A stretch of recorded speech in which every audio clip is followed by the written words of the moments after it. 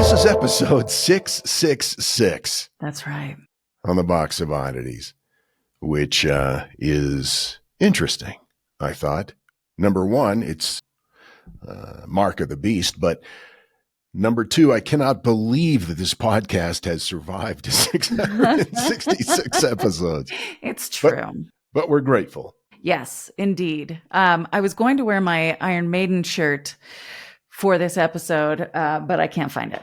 So I think it's in the laundry. Okay. Yeah. Well, that's all right. But in keeping with it being episode 666, I thought it would be a good time to look into the Satanic Panic of the 1980s. I'm surprised we haven't covered that already because that was kooky. Yeah, it was crazy. Let's get into it. All right. It was the early 1980s, and America's collective imagination, it's running wild with the specter of satanic cults. There were whispers of dark rituals, shadowy cabals, and unspeakable abuses. It spread like wildfire. And what took the brunt of it really was heavy metal music. It was booming at the time. Also, horror movies were really raking it in at the box office. This was about the time that maybe Friday the 13th, the first one, came out, and Halloween. And there seemed to be an overabundance of these types of films that were quite graphic. And of course, heavy metal music was everywhere. Kids were gathering to roll dice and cast imaginary spells with Dungeons and Dragons. But some of the people saw this more as just entertainment. They saw signs of a satanic conspiracy. Welcome to the Satanic Panic. The Satanic Panic wasn't just an unsettling chapter in modern history. It was a full-blown moral panic. And it was fueled by fear, misinformation, and cultural shifts. Not unlike the Salem witch trials in the 1690s, the Satanic Panic had its fair share of wrongful accusations and shattered lives. And in today's world, it's not that different from the QAnon conspiracy theories. It's a reminder of what happens when critical thinking takes a back seat to hysteria. The birth of the Satanic Panic came from a book. I did not know this until I researched it. In 1980, Michelle Remembers hits the shelves. Have you ever heard of that book? I don't think so. It was co-written by Canadian psychiatrist Lawrence Pazder and his patient-turned-wife, Michelle Smith. That's immediately there's problems there. That's not cool, guy.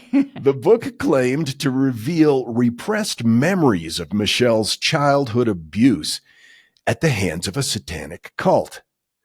The rituals described were gruesome, almost cinematic in their description, involving sacrifices and chants and demonic invocations.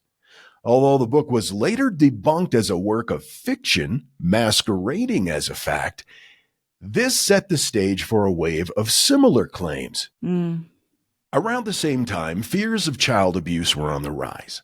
The idea of recovered memories gained traction in psychotherapy, where suggestive techniques led patients to recall memories of alleged abuse that had no basis in reality.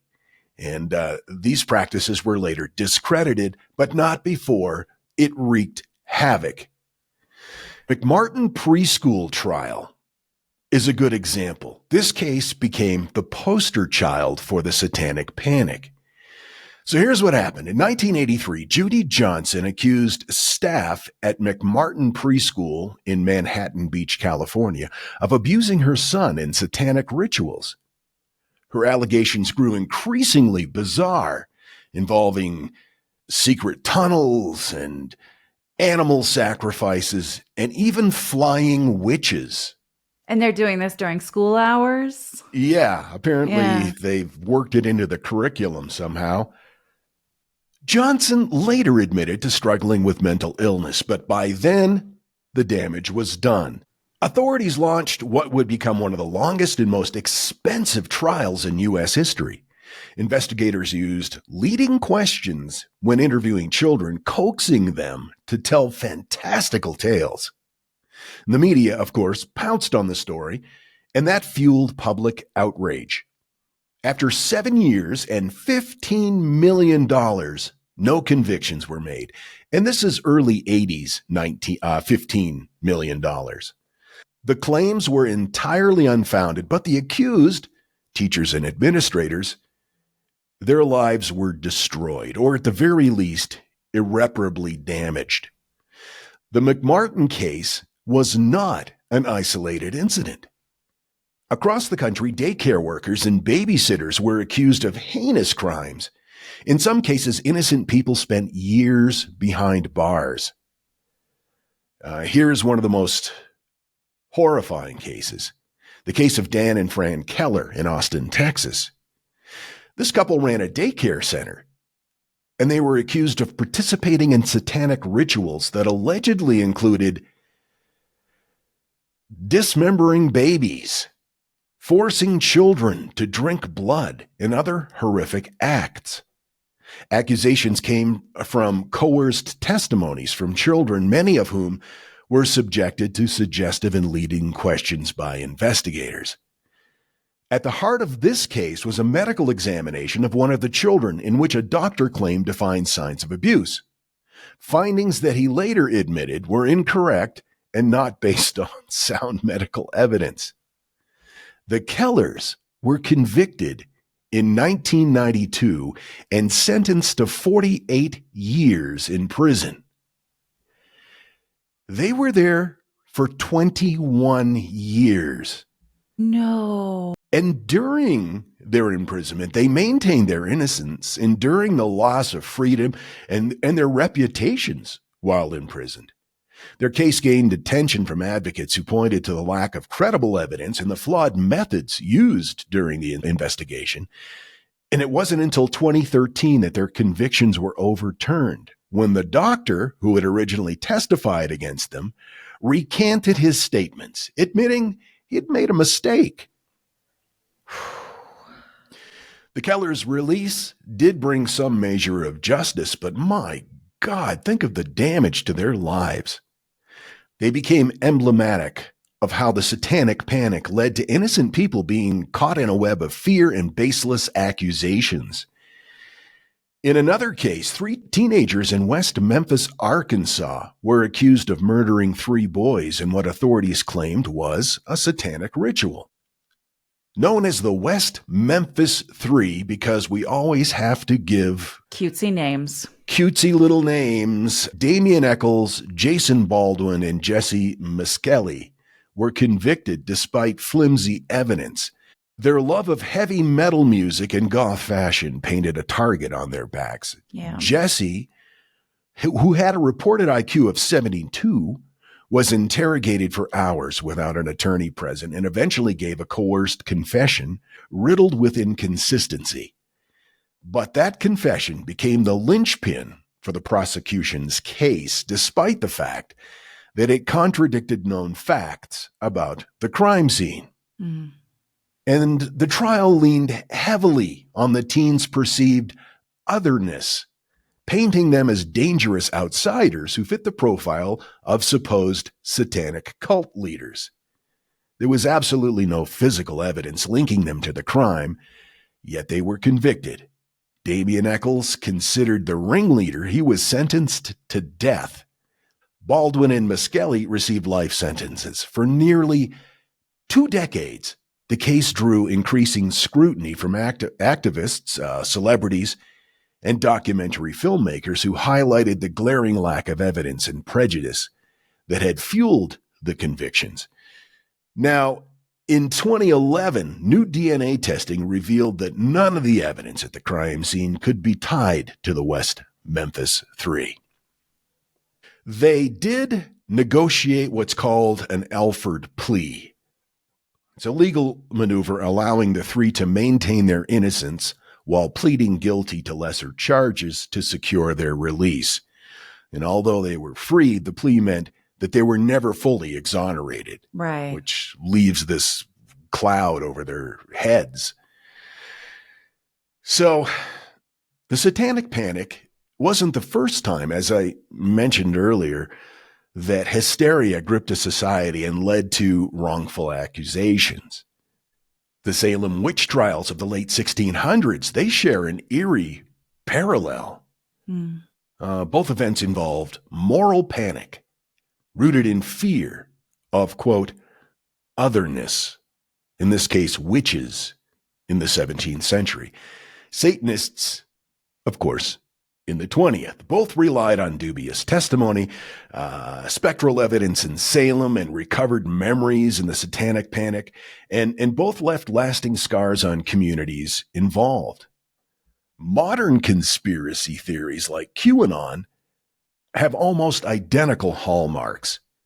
QAnon adherents believe in a shadowy cabal of elites trafficking children, echoing the satanic ritual abuse of the 1980s. And while these ideas lack any evidence at all, they spread rapidly in the digital age, showing that moral panics are far from a relic of the past. For real. And it will always rely on someone being othered. It's not us, it's them. And it's them because they dress goth, or they don't worship the same way, or insert otherness here. Moral panic occurs when fear and outrage spirals out of control. It's often fueled by sensational media coverage, charismatic leaders, and societal anxieties. And in the 1980s, rapid cultural changes, including shifting gender roles, increased secularism, and the rise of countercultural movements, created fertile ground for the Satanic Panic. The idea that a hidden evil was corrupting society provided a convenient scapegoat for these anxieties. Yeah, it's so obviously happening right now, especially if you listen to any news regarding who's using what bathrooms. Case in point, moral panics thrive on misinformation and lead to real-world harm. Innocent people lose their reputations, their livelihoods, their freedoms. Resources are diverted from actual social issues to chase imaginary threats. And once the truth comes out, trust in institutions, whether law enforcement, the media, or the courts, is eroded. The Satanic Panic really underscores the need for critical thinking and evidence-based investigations and responsible media coverage. Authorities must avoid jumping to conclusions based on public pressure or flimsy evidence. Therapists need to exercise caution with and not end up marrying their patients. Maybe. Well, that's a little dicey there for sure. But they need to use caution using suggestive techniques that can implant false memories.